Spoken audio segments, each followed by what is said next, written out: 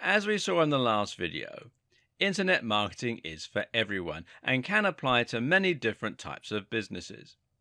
For the purposes of these videos, though, we're going to broadly categorize viewers into two groups. Those with an existing business they want to promote, and those wanting to set up an online business or make money directly through internet marketing. And for now, we're going to concentrate on the second group. If you already have a business, this is still worth watching, but if you're in a rush to get to the good stuff, fast forward to the section on website creation. If your plan is to build an entirely online business and to make money either directly from a blog or perhaps by selling digital products, then the first thing you need to do is to choose a niche, or niche as some people pronounce it.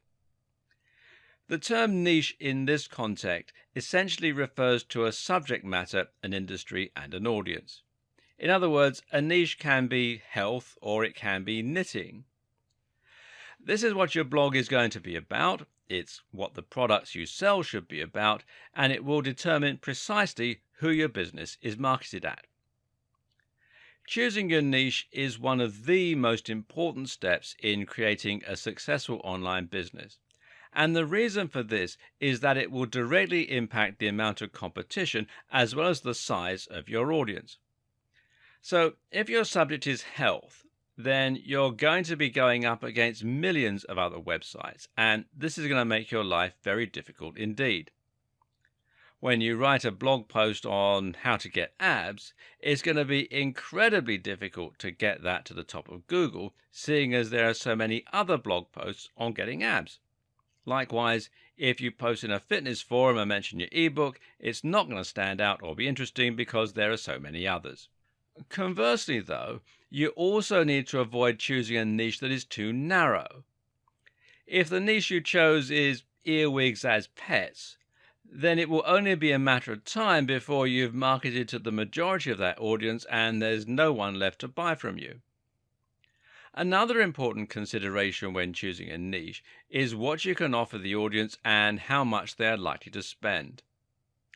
When creating a product, it's always useful to think in terms of the value proposition. Now, this basically refers to what your product is offering to the buyer and what gives it its value, which should be much greater than the face value. When you sell an ebook on getting fit, for example, the value proposition comes from the fact that your buyer will hopefully be much fitter after reading your book and applying the knowledge that they learn. So you're not really selling a book at all, but rather a sexy toned body. You're selling confidence, you're selling energy first thing in the morning, and you're selling physical attractiveness to the opposite sex. And people are willing to pay for a lot of things, meaning that you can afford to charge more for your ebook. On the other hand, if you have a book on cats, then you can only charge people for learning a bit more about their pets, which isn't something people are willing to pay as much for. It's also important to have a very clear target audience in mind. Draw up a buyer persona and think about the exact kind of person who will be interested in your product. Do they have enough disposable income? And do you know where you can reach them in order to market your product? If all that sounds a bit confusing, then the best way to pick a niche is often to find a very big and popular niche with a strong value proposition, and we're talking things like fitness, finance, business, dating, and so on. And then to narrow down to find a specific section within that niche. So, for example, you might have fitness for the over 50s, fitness for nerds, and as a sidebar, nerdfitness.com is a highly popular website. You could have fitness for X condition, whatever you want to put in. Fitness for martial artists, online businesses for students, making money online for stay-at-home mums. The list just goes on. And try and think of something that is as original as possible, while at the same time making sure that there's a big audience there and that you can solve a specific need. At the same time, though, try and choose a niche that you genuinely have an interest in and some knowledge about. And this will help you to write better blog posts, and it will ensure that you don't get bored of your business over time. And this is actually one of the most important tips. So don't be motivated by money alone, or you're likely to find your business lacks staying power. Finally, think about any connections you might already have and any contacts. If you happen to know the editor of Gardening Magazine, then creating a business in the gardening niche just makes sense.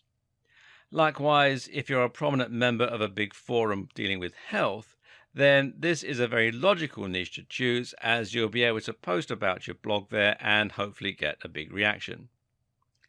In short, try to have an entire business plan ready before you even begin writing. Know your strategy, know your end game, and let your niche dictate all that.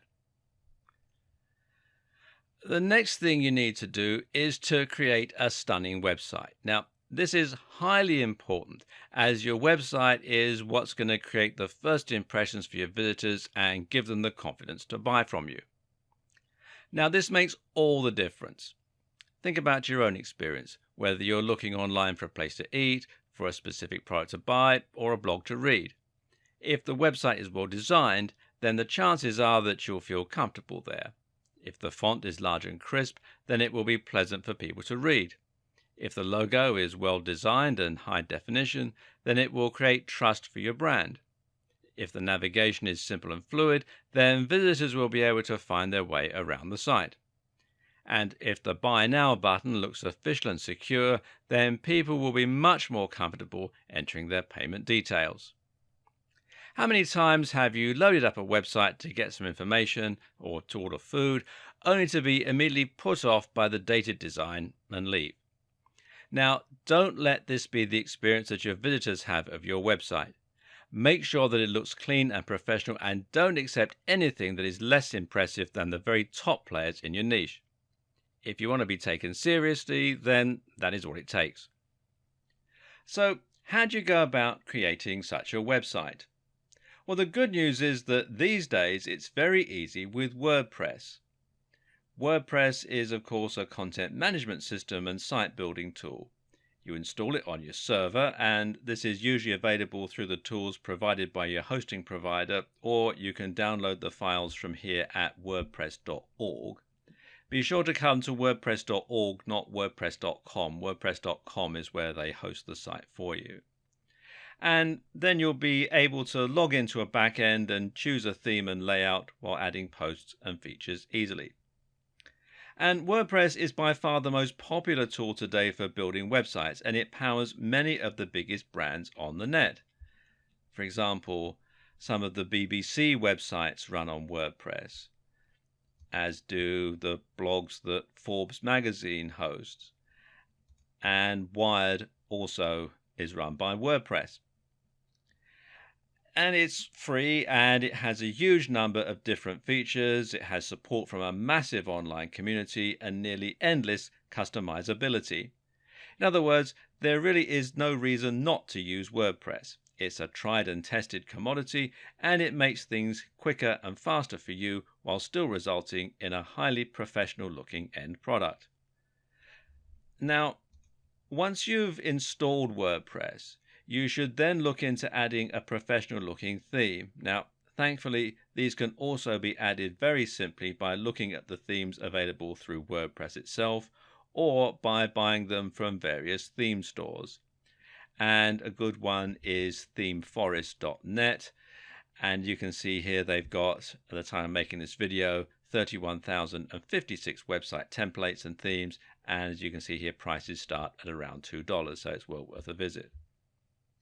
A professional looking theme with good customization options will generally set you back about $40, and this is a very worthwhile investment, as it can make your site considerably more professional looking, help it to stay responsive so that it fits the size of the display that it's being viewed on, and generally ensure that it's polished and able to compete with those top players.